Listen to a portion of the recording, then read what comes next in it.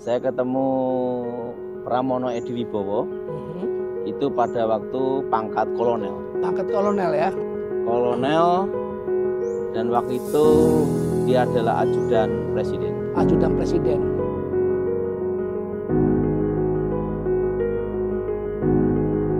Tahun 2001, 2001? almarhum Edy Wibowo ini menemui saya. Oke, berjumpa dengan Bapak ya, menemui Bapak ya? Ya.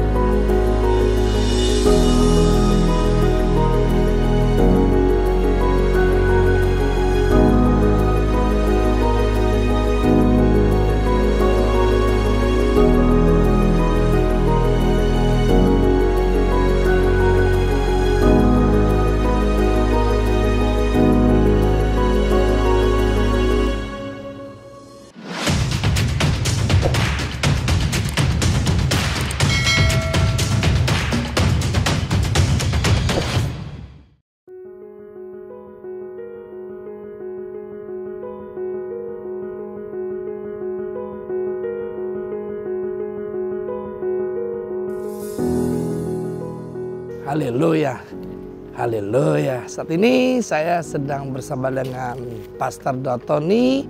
Kita sedang berkunjung ke Taman Makan Pahlawan.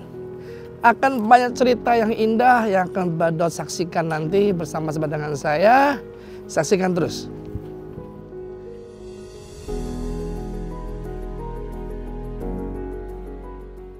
Haleluya, saat ini saya dengan Pak Dotoni sedang ada di Taman Makam Pahlawan Kalibata, dan di depan kami adalah Bapak Pramono Edy Wibowo, Sarwo Edy bin Wibowo, Jenderal TNI Purnawirawan.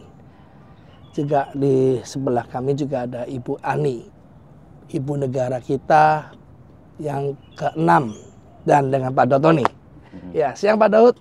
Siang Thomas. Siang hari kita mau cerita Pak ya, bagaimana jasa pahlawan kita untuk Indonesia. Dan Pak Daud pernah bersentuhan langsung dengan kehidupan riwayat bagaimana Pak Pramono Edy.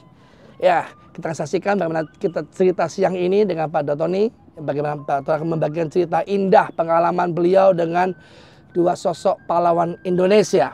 Ya Pak Daud, apa yang mau Pak Daud mau ceritakan nih Pak? Ada satu hal yang perlu Thomas tahu. Satu hal ya.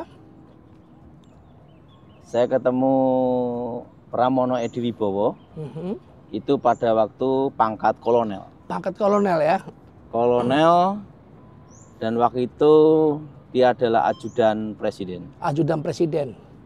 Dan itu dia pakai baret merah ya. Baret merah. Itu Pak Kolonel waktu itu diantar sama ajudannya juga. Yang bernama Kusnanto. Bernama Pak Kusnanto. Waktu itu Thomas ya, di tahun 2001, almarhum Edy Wibowo ini menemui saya. Oke, berjumpa dengan Bapak ya, menemui Bapak ya? Ya, itu waktu jadi ajudan ya. Oke. Itu 2001. 2001. Nah, waktu itu ada suatu pesan. Ada suatu hal yang harus diberitahukan ke saya. Ya. Dan diminta untuk saya membantu keluarga Sarwo Edy. Oke. Sarwo Edy Wibowo. Almarhum juga. Almarhum juga Pak ya. Karena Sarwo Edy Wibowo, Letnan Jenderal Sarwo Edy Wibowo, itu adalah kawan dari kakek saya. Kawan dari kakek Bapak ya. Kakek guru saya. Kakek guru Bapak. Ya. Sehingga Edy Wibowo tahu hal itu. Tahu hal itu Pak. Makanya saya diminta bantuannya untuk membantu menjaga melindungi keluarga Sarwo Edy. Langsung ditemui oleh Jenderal Pramono Edy Wibowo. Itu 2001. 2001. Oke, jadi 21 Bapak diminta ya bertemu dengan Bapak Sarwo Edi Wibowo ya. Pramono Edi. Pramono Edi.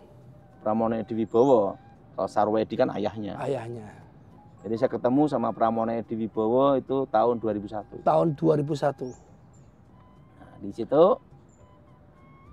saya mendapat suatu petunjuk dari Tuhan yang Maha Kuasa bahwa nanti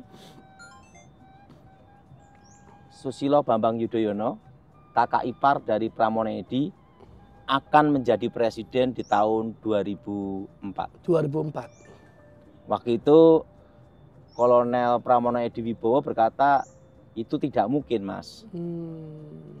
Sesuatu yang mustahil. Sesuatu yang mustahil ya. Karena waktu itu kan posisinya SBY, Susilo Bambang Yudhoyono, adalah menteri.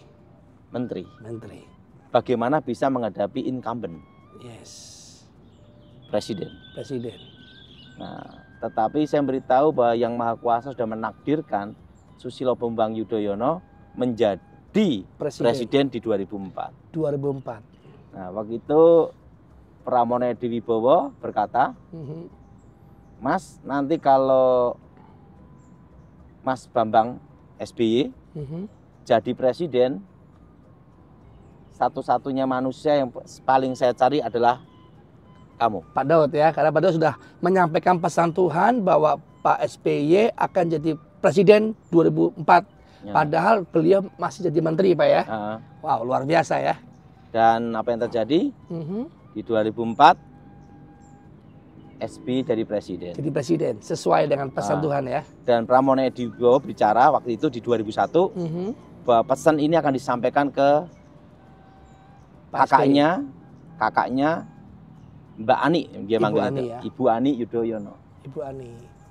Dan apa yang terjadi? 2004 SBY jadi presiden.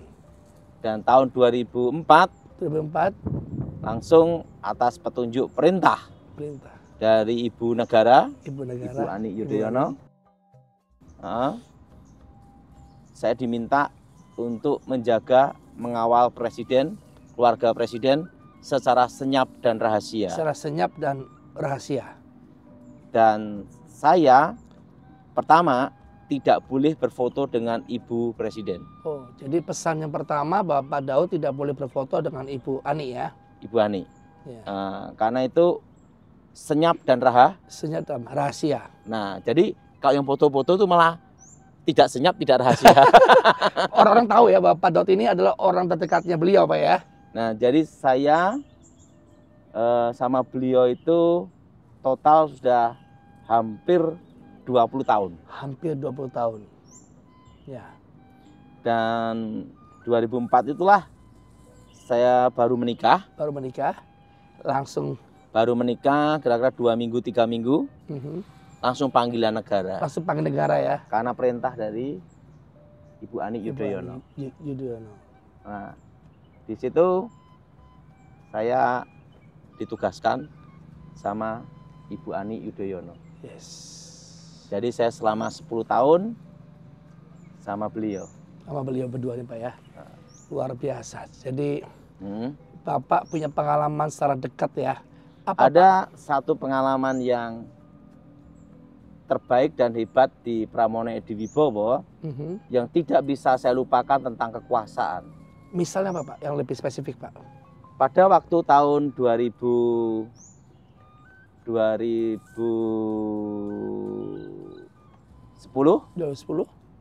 ada nuansa untuk SBY 3 periode. 3 periode. Wow.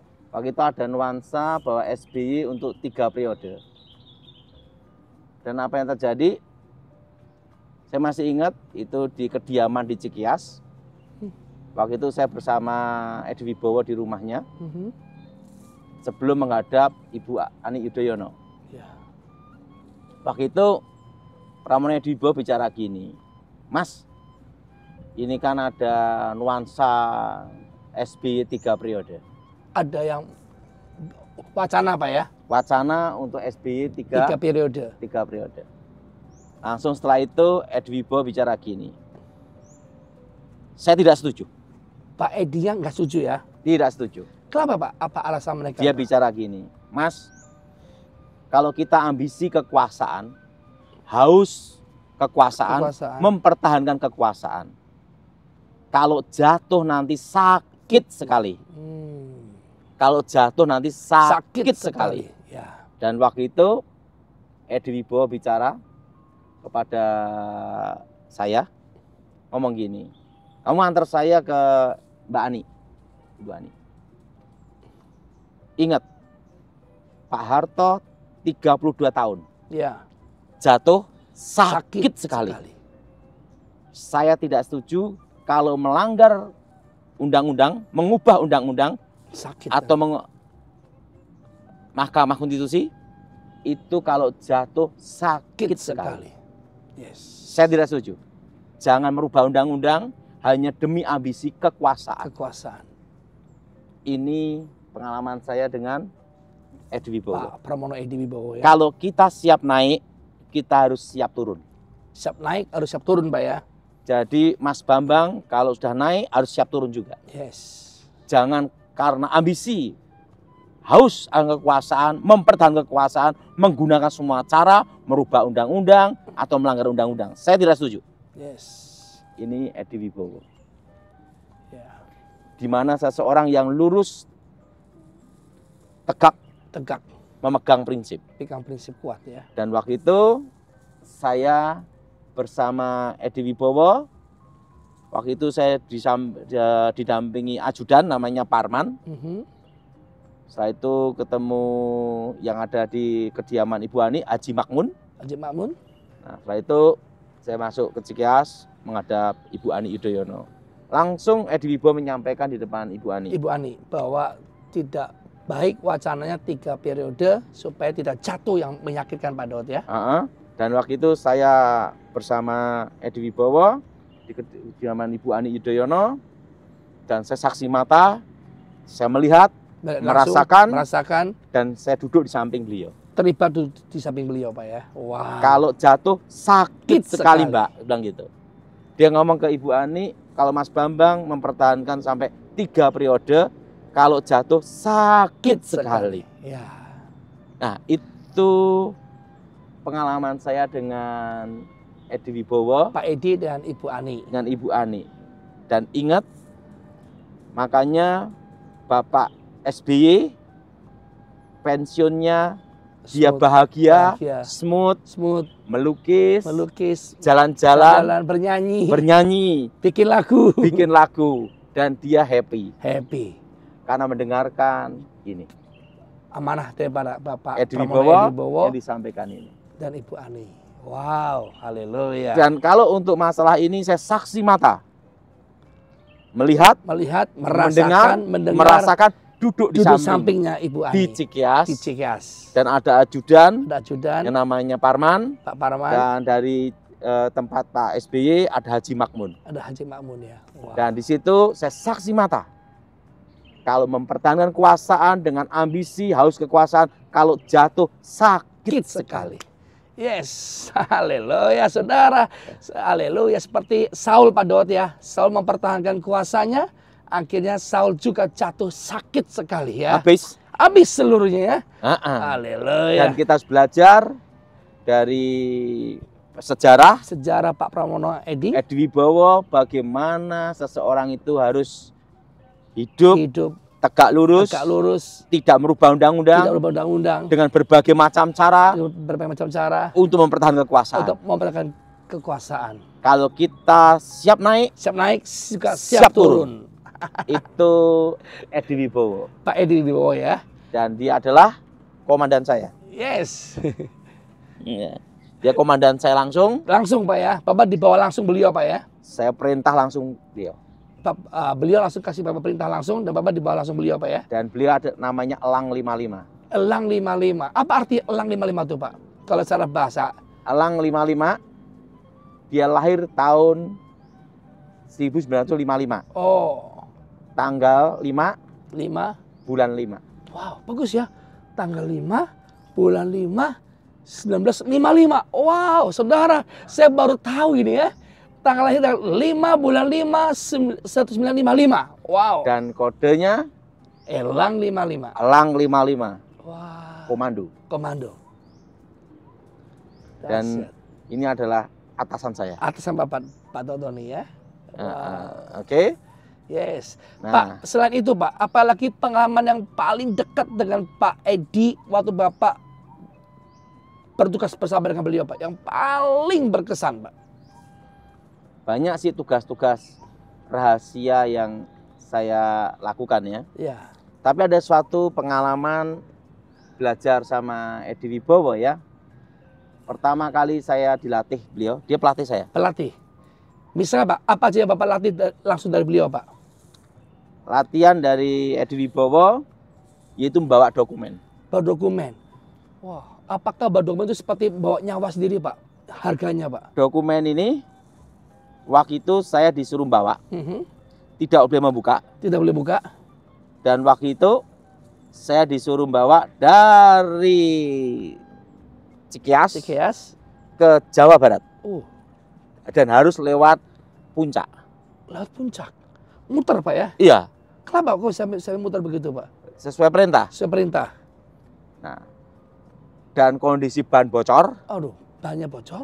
Atau apapun. Apapun. Tidak boleh berhenti. Tidak boleh berhenti. Harus jalan. Jalan. Wow. Luar biasa saudara ya. Apapun halangannya tidak boleh berhenti. Jalan terus. Wow. Kalau mobil mogok. Mogok. Cari mobil lain. Coba lain. Tinggal. Harus jam sekian On dokumen time. tiba di Jawa Barat. Tempat posisi yang Bapak ditentukan ya. Dan itu namanya navigasi darat. Navigasi darat. Wow. Dan di situ saya sampai Jawa Barat. Saya itu Edi Wibowo ngomong silakan buka itu kertas kosong semua. Berarti Bapak dites ya? Dites Pak ya? Wah. Itu latihannya beliau. Latihan beliau. Dan yang kedua ada lagi Thomas. Iya Pak Dot. Kalau masuk satu tempat, tempat yang baru, dimanapun tempat. Dimanapun tempat berada. Baik di hutan. Di hutan. Maupun di mall. Di mall. Atau dimanapun tempat. Dimanapun tempat. Harus bikin kode sendiri. Bapak harus bikin kode sendiri. Untuk mengenali jalan keluar dan jalan masuk, jalan keluar. Bila terjadi sesuatu. Iya. Masuk hutan. Kasih kode. Setiap pohon. Kasih kode tanda ya. Tanda. Kalau masuk mall. Kasih tanda. Tanda apa Pak? Ya tanda sendiri. Kalau mall juga kasih tanda. Kalau waktu pengawalan. Pengawalan. Kalau saya ke mall Pak, ada tandanya Pak? Kalau itu enggak ada pengawalan. Nah itu setiap kasih tanda. Kasih tanda. Terutama pintu masuk. Pintu masuk dan pintu keluar. Dan pintu keluar harus tahu. Dan nanti supaya kita kalau ada sesuatu kita udah tahu tempatnya, lokasinya dengan tanda itu. Oke. Itu yang ngajarin beliau. Beliau ya. Dan yang ketiga, siapapun yang mendekat dengan beliau, presiden atau ibu presiden, atau beliau langsung minta foto dan lainnya, kita harus waspada kalau orang itu pakai jam. Pakai jam Pak? Mungkin ada jarum atau bisa terjadi kan, bisa ada bom atau hal-hal yang lainnya. Makanya kalau foto terutama dengan presiden harus lepas jam atau ibu presiden, langkah aman itu harus lepas. Jam tidak boleh dipakai. Baru tahu saya Pak ya. Kayak Karena, di film-film Pak ya. Karena itu bisa bahaya. Bisa bahaya. Bisa ada ledakan atau ada satu benda yang tersembunyi Pak ya. Nah itu protapnya dulu pengalaman seperti itu. Luar biasa saudara ya. Ada satu lagi. Ada lagi Pak Dot. Ada satu pertanyaan. Ya, kan ini pengalaman ya. Pengalaman. Bersama Edi Wibowo. Bila suatu kali saya ada di pengawalan. Dalam pengawalan. Dan saya megang handphone. Pegang handphone. Zaman dulu kan ya. Masih handphone teta toh gitu ya. Ya. Pada waktu itu ada pertanyaan itu langsung dari beliau. Dari beliau ini. Dari beliau langsung Pak. Jadi dia hanya untuk mengetes, menguji. Yes. Dan itu kita belum siap. Bapak yang belum siap. Kita pasti belum siap karena pertanyaannya itu jawabannya harus spontan. Harus spontan. Namanya kan tes psikologi. Tes psikologi. Nah, jadi pertanyaan gini. Kamu bersama iringan presiden. Oke? Ya. Setelah itu HP HP. termasuk untuk koordinasi dengan tim kami memegang. Bapak pegang. Ah, oke. Tiba-tiba ada helikopter. Ada helikopter. Helikopter. Di situ ada orang tua kandungmu. Orang tua kandungmu. Orang tua kandung Bapak. Di helikopter itu. Dan helikopter itu tepat ada di atas mobil presiden. Apa yang harus dilakukan? Apa yang harus kamu lakukan? Wah, pikiran helikopter tepat di di atas mobil presiden. Pak Presiden. Tembak dong berarti. Nah, jawabannya gimana? Itu orang tuamu. Orang tua tembak tuh, Pak. Orang tuamu itu. Iya. Nah, itu jawabannya tidak sederhana seperti itu. Apa jawaban yang paling bisa dimengerti, yang pas untuk mereka, Pak? Kan biasanya ditembak. Kalau helikopter itu ada di atas iringan mobil presiden bersama orang tua saya, berarti orang tua saya disandra. Maksudnya diturunkan, disandra? Bukan, disandra oleh teroris. Atau yang mau berbuat jahat kepada presiden. Kan di atas mobil gini. Iya, jatuhkan ya. Nah, berarti ada sesuatu di sini. Ini pasti ada bahaya bahwa orang tua saya disandra. Berarti itu kode, Pak ya? Itu kode. Kode dari pihak penjahat atau pihak? Itu kode bahwa ada sesuatu yang jahat di sini. Kan tidak mungkin orang tua saya ada di helikopter. Betul, Pak. Ngapain dia di helikopter? Ngapain? Dan ada di atas mobil atas presiden. Jawabannya tidak semudah itu, Thomas. Iya. Iya. Kalau itu mudah dijawab, loh kenapa? Langsung saya jawab. Pasti ada sesuatu orang tua saya disandra. Wah, hebat ya. Gitu ya. Itu tanda Pak Daud ya? Itu tanda bahwa warning itu bahaya. Bahaya. Apa yang harus dilakukan, Pak? Kalau demi keselamatan presiden, tembak. Nah, kan, tembak. Nah, tapi ngomong tembak di sini kan tidak mudah. Nggak mudah. Harus ada penjelasannya. Jangan sampai asal nembak. Asal nembak. Kalau asal nembak jadinya kacau. Iya. Pelanggaran HAM dan itu mengorbankan orang tua. Harus tahu alasan jawaban itu apa. Kan tidak mungkin orang tua saya tiba-tiba di helikopter. Di atas persis yang Pak Presiden. Berarti ada sabotase. Ada sabotase. Nah, itu pertanyaan beliau kepada saya sambil ketawa. Jawaban kamu tepat. Kalau hanya asal tembak, bahaya. Nah, gimana, Thomas? Luar biasa, saudara ya. Tapi gini, Pak, kalau misalnya kejadian benar, Pak, ini benar-benar disabotase. Berarti Pak Daud pilihannya sangat menyakitkan adalah Bapak harus tahu dulu alasannya apa. Demi keamanan presiden tembak gitu, Pak. Iya. Wow. Kalau saya nangis Bombay, Pak. Orang tua saya tembak sendiri, Pak, gitu ya. Tapi ingat, Thomas, saya satu-satunya sipil yang dipilih. Yang dipilih. Wah. Dan yang kedua, setelah satu sipil yang dipilih, yang kedua, Thomas. Ya. Dan saya tidak pernah bawa senjata api. Yes. Tidak pernah. Tidak pernah. Saya hanya bawa satu pisau komando. Yang kecil ya. Yang diberikan Almarhum Edi Wibowo sendiri. Dan masih ada. Masih ada? Masih ada. Di Solo ya? Dan kedua, rompi anti peluru. Rompi anti peluru. Tapi itu pun tidak pernah saya pakai. Nggak pernah pakai? Berarti kayak Daud di Alkitab dong, Pak? Jadi kalau berat, mau mati ya sudah. Mati lah. Bukan karena Bapak badannya pendek, Pak. Jadi berat sekali, Pak. Jadi itu pengalaman saya ditanya. Nah, jadi bukan hanya asal tembak. Harus tahu. Harus tahu jawabannya. Harus tahu alasannya. Kenapa orang tuamu bisa di helikopter? Karena tiba-tiba ada dan itu di atas mobil iring-iringan presiden. Berarti pasti ada sabotase, penyanderaan. Nah, itu cara berpikir. Jadi Bapak harus cari tahu apa sebabnya. Kalau memang membahayakan, tembak gitu ya. Nah. Coba pikir, kalau kamu jadi Pak Daud, tembak apa tidak? Saudara, nangis ya Pak Daud? Itu salah satu latihan yang saya terima dari beliau. Bapak juga sempat. Jadi saya ini bersyukur. Ya Thomas ya. Ya. Saya dilatih beliau. Dilatih. Pak, pernah nggak dilatih? Misalnya dilatih Bapak terjadi huru hara, Pak. Pak Gini, Presiden dalam keadaan nggak aman. Yaitu pintu keluar, pintu masuk, pelolosan. Pelolosan. Juga Bapak diajarin prakteknya, Pak? Dan cara tidur pun saya diajar sama beliau juga. Misalnya Pak, cara tidur Bapak dampingi Pak Presiden. Kan kalau saya kan dampingi Pramonedi ya, Ya. sama Ibu Ani. Ibu Ani ya. Jadi kita itu kan ada namanya tidur. Tidur, Posisi tidur kita itu jaga. jaga, Kan ada pergantian penjagaan. ada pergantian. Itu tidak boleh tidur telentang gini. Nggak boleh. Wah, kalau Misalnya di hotel kelihatan, atau di manapun tempat yang kelihatannya itu adalah rawan, kita tidurnya seperti ini, Thomas. Ah. Seperti ini, Thomas. Pak Daud, saya praktekkan ini.